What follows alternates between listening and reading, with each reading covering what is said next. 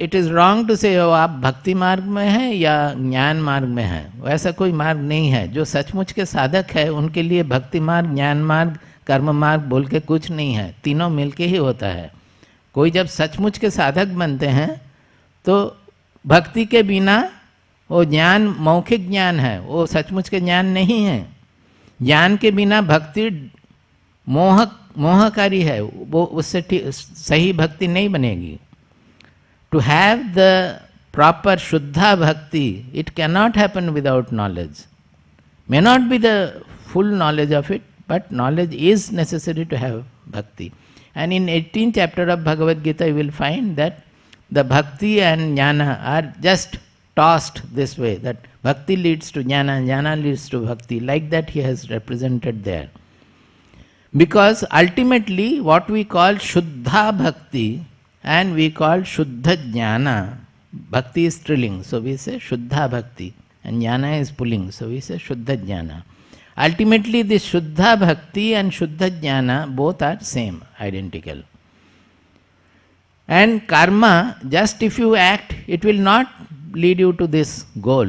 It has to be karma yoga. That is, Bhagavad Gita is present in the karma yoga, means you do whatever activities you are doing, but you change your attitude, make it yoga attitude. So the karma becomes yoga when we have the yoga, we act with the yoga attitude. कर्म योग बनता है जब हम कर्म करते हैं योग भावना के साथ, योग भावना के साथ जब करते हैं. एंड व्हाट इज योग भावना? सिद्ध सिद्ध्यो समो भूत्वा समत्वम योग उच्यते. To have the equanimity, equality, evenness of the mind in siddhi, asiddhi, sukha, dukkha, good, bad, everything, to have an evenness. Now this evenness will not come unless you have a rudimentary knowledge or a very good knowledge of the Atma. Because ultimately this samatva means you have to know that this multiplicity, infinite variety is actually existing on one truth, our consciousness. When we are aware of that, then we will not be caught by anything, by the raga dvesha, by the differential notion, we will not be caught. So that is the karma yogena yoginam.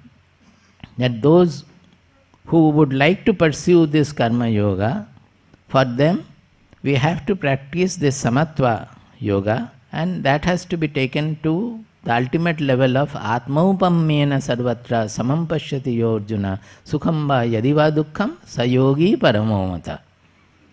I have discussed all these things as a summary, just I told you. Now when you come to the next verse, he says, na karmanam anarambhat naishkarmyam purushosnute na cha sanyasanat eva siddhim samadhigacchati. He has taken up two concepts here. One is Naishkarmyam, another is Sannyasa.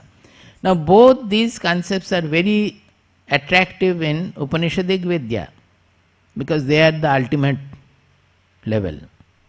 They are the ultimate phase of sadhana. Naishkarmya, as such the word means no activity, no action, actionlessness. Now, naturally, people will think that Naishkarmya means not to do anything.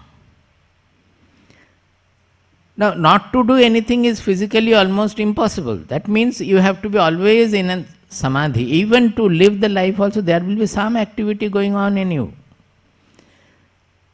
For Sharire Yatra, he will tell later that for the body to live also, we have to have some activity. Without activity, nothing can be there.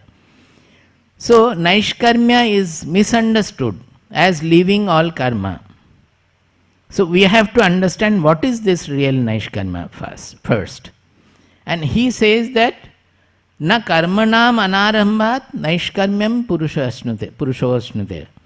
That one cannot get this Naishkarmya by not doing any karma. Not doing any karma will not take us to the Naishkarmya Siddhi. There is a book called Naishkarmya Siddhi, written by Sureshwaracharya, which is, we have Prasthanatraya, another we have Mahaprasthanatraya. In the further level. Prasthanatraya is the Upanishads, Brahma Sutra and Bhagavad Gita. Mahaprasthanatraya is Naishkarma Siddhi, Advaita Siddhi and something else. So it is very much regarded as very high concept in Vedanta and very attractive concept also in the Upanishadic Vidya. So he says that not just by not doing any work, you cannot attain Naishkarmya. And also in the second one he says, Nacha sannyasana. If you take up sannyasa, which again means, what it means, I will go to the another shloka, but it means leaving all the desireful activities, kamya karma, that means desireful activities to leave. Nacha sannyasana siddhim samadhigacchati. Only by such a sannyasa also siddhi cannot be had. So what is real sannyasa and what is real naishkarmya, we have to understand. Now to understand sannyasa, you go to 18.2 and 6.12. These two we will see. First let us go to 18.2. 18th chapter, 2nd verse. There he has defined sannyasa. Got it? Kamyanam karmanam nyasam sannyasam kavayo viduhu sarva karma phalatyagam prahustyagam vichakshanaha. Here, because Arjuna wanted to know what is sannyasa and what is tyaga, so this shloka comes. He has clearly defined as kamyanam karmanam nyasam sannyasam kavayo viduhu. Sannyasa is called leaving all the kamya karma. That is not, normally we are doing activities which are all desire motivated. So to leave all desire motivated activity is called sannyasa. As you know that generally they leave home, they leave their profession, they leave their income, everything, whatever money they have, and they pursue only this jnana sadhana. Sannyasa, for sannyasa actually truly speaking only jnana sadhana. Sannyasis are not supposed to do any worship, any other thing at all. Whatever they do, it's as an extension of their jnana sadhana.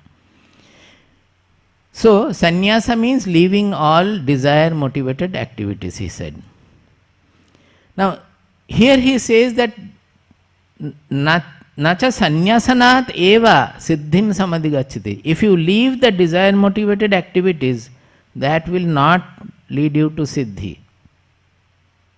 That suppose somebody leaves all desire motivated activities and go to the cave and sits in meditation. It's a sannyasa. But it will not lead to siddhi.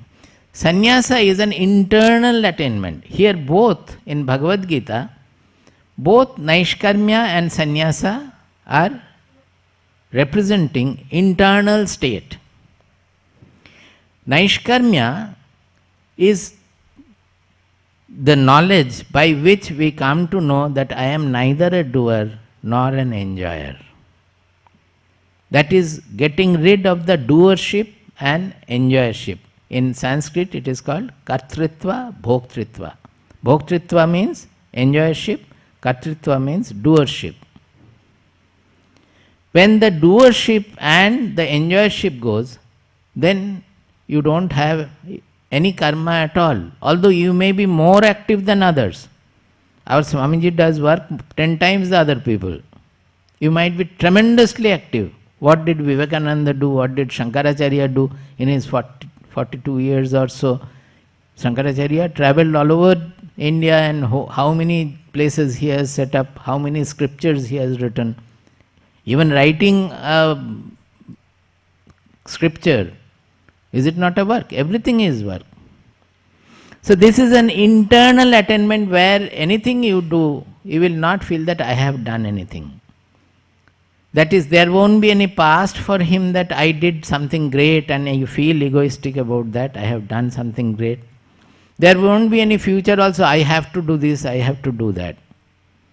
Whatever his qualities are, whatever is the necessity of the circumstances of the society, Whatever comes, he goes on doing. But he never feels that I am the doer of anything. This, I will go back to last year's because I don't know, even if you have been here, you must have forgotten. Last year, year before last, I had taken the 14th chapter here, the Triguna Tattva, Sattva, Rajas, Tamas and all. Year before last I had taken, no? There, 14th chapter, 19th verse. 19th verse you open. There he says, after defining the three gunas, sattva, rajas, tamas, etc., which are the three modes of which the whole creation is made. Now he is saying, Nanyam gunebhyah kartaram yada drashtanupashyati गुणेभ्यश्च परं वेत्ति मद्भावं सोऽधिगच्छति नान्यं गुणेभ्यः कर्तारं यदा द्रष्टानुपश्यति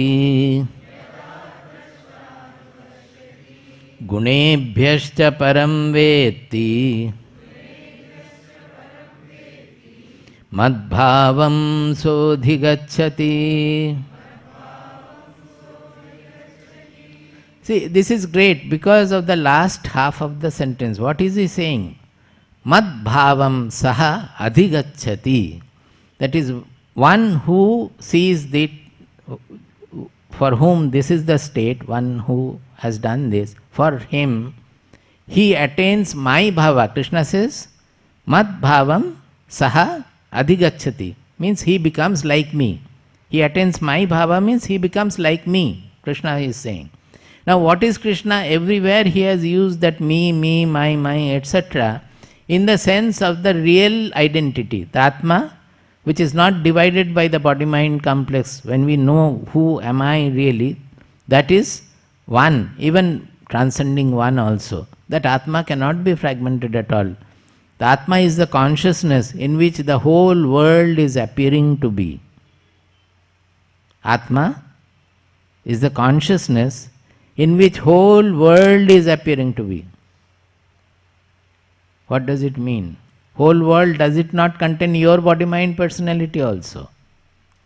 That we have to remember, otherwise it will not come. If you think the whole world is in my Atma and I am having the body, mind, personality, then this will not be the proper understanding.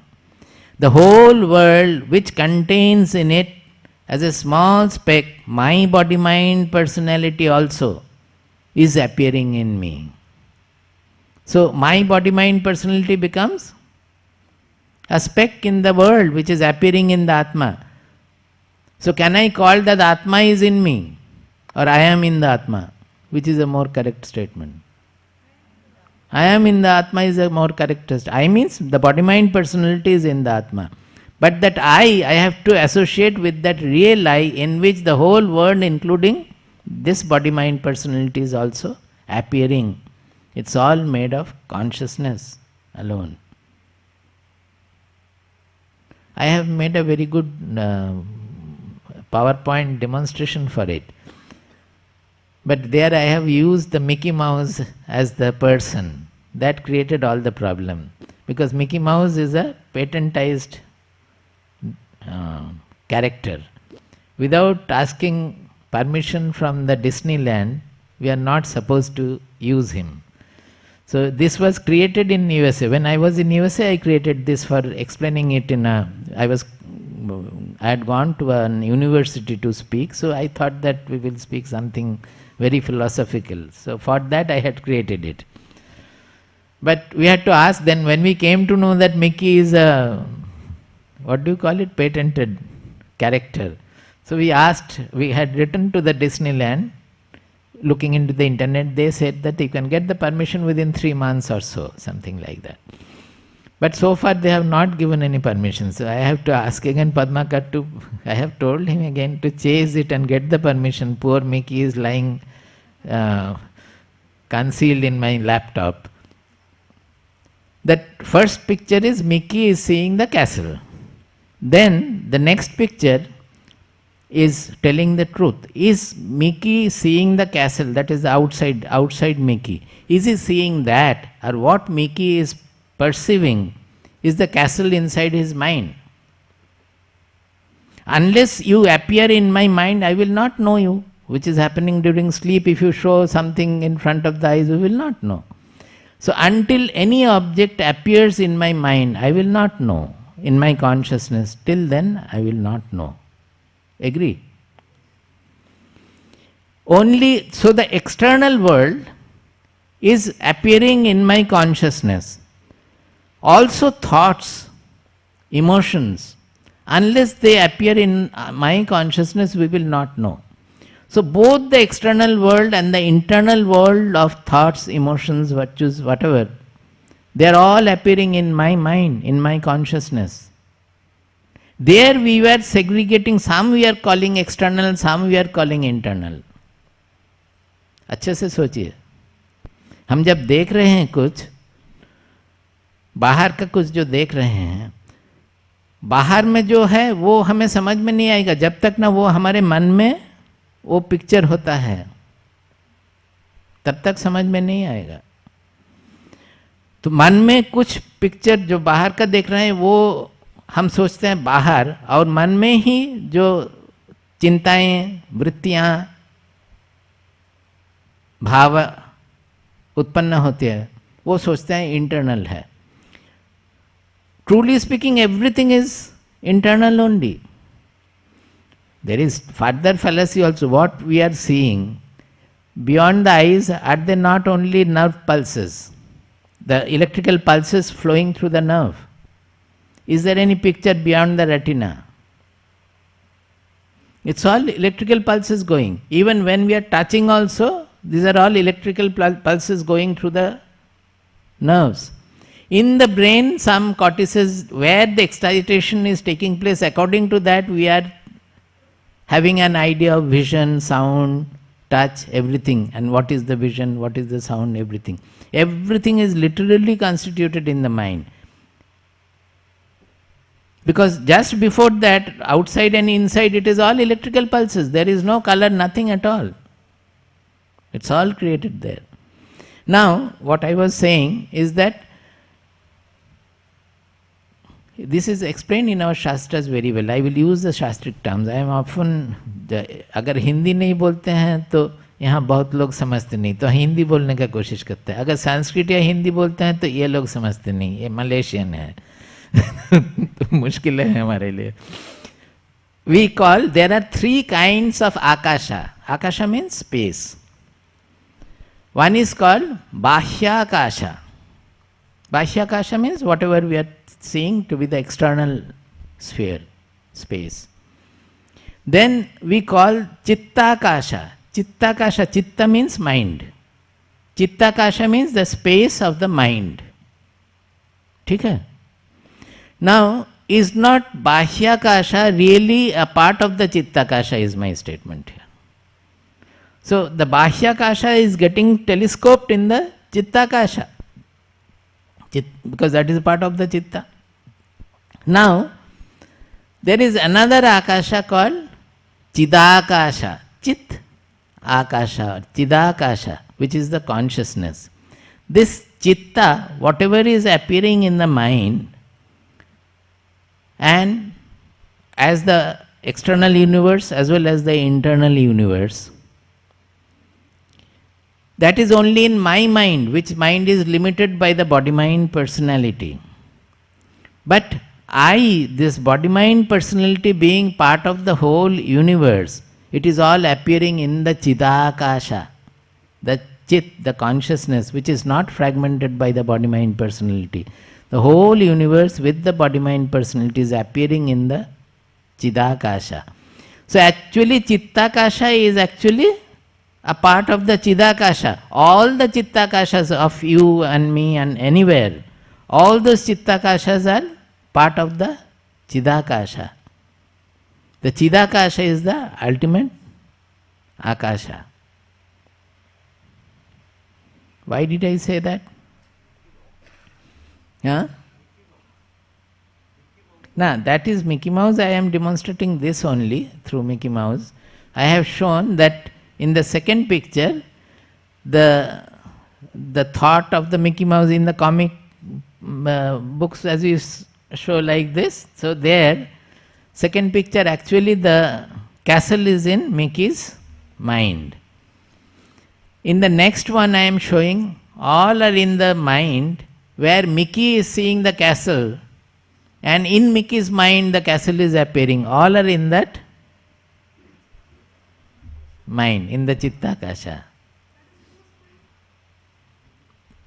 That is the Chittakasha of Mickey. Understanding his own Chittakasha. Then I am showing a picture where the whole universe is a state of the consciousness, where everything that Mickey is seeing, he is not seeing, everything is appearing in the Chittakasha, in the Chidakasha. So the whole universe becomes a state of the consciousness, of not the consciousness limited by my body-mind personality, but the one single Chit, which we say the Atma, the Paramatma, Brahman, everything is same. The Atma is not different from Paramatma. Because we are isolating it with the association of the body-mind personality, we are calling it Atma, different from Paramatma. When we understand that this Atma is only an appearance in the Paramatma, then the two becomes identical. We will come to it again and again when necessary. Now here I wanted to say it because Nanyam gunebhyah kartaram yada drashtanu pashyati. Gunebhyah anyam kartaram na pashyati. That is, generally whenever we are doing something, I am doing with the body-mind personality, the faculties, with the body, with the mind, everything we are doing. But beyond that we are positing an ego that I am the doer. It is done by nature's product. Nature's product is hand, leg, mind, intelligence, everything is nature's product. Whatever is changing is nature's product. But we are positing an ego behind that I. Actually the physical ego is there, it has to be there, without that we cannot function. Physical ego means the hub of our personality, where we are connecting the different memories, different perceptions. If that ego gets damaged, then we become non-functional. Split personality is one case where the ego gets damaged. Then when we become, because of some stroke, we become vegetative, that we cannot function anything. There the hub of the personality is getting spoiled. We are not able to relate things. It can be of various kinds. So that physical ego has to be there. What we mean by ego generally is egotism, the ahankara. That we are positing that I have done this, I have done that. Actually it is nature's product, everything. The nature has given the body. The nature has given us the power. That power, those instruments are functioning. That is the gunas. Gunas means which is making the nature. Gunas are the constituent of the nature. Guna guneshu vartantaha iti matva na sajyate. Another place Bhagavad Gita has. That it is all gunas function. The various forces of nature, they are playing this. In the play, they have generated some organic elements, then they have generated some lively elements, then some other animals have come, then the human beings have come. They are all the play of natural forces going on. We are positing a special ego or egotism behind that, that I have done this, I have done that, I am doing this, I am doing that. When that becomes clear that it is all like a gunas functioning, I am not getting touched by anything at all. I am only the sakshi of whatever. Actually that is also not true, but at least that much, that I am the sakshi of whatever is happening. Then we don't see any other karta beyond the gunas. So in this 14th chapter, in this verse, he is saying that yada drashta gunebhyah anyam kartaram nanupashyati. See, they have used anupashyati. That means it is not a direct seeing. Whatever we are seeing, following that we are positing an egoistic I-ness there, that I have done this, I have done that, a karta. This Kartritva Bodha will go when we understand that it is only a phenomenological thing. The instruments of nature, they are functioning. I am not doing anything. If I is there, the consciousness, it remains untouched by everything.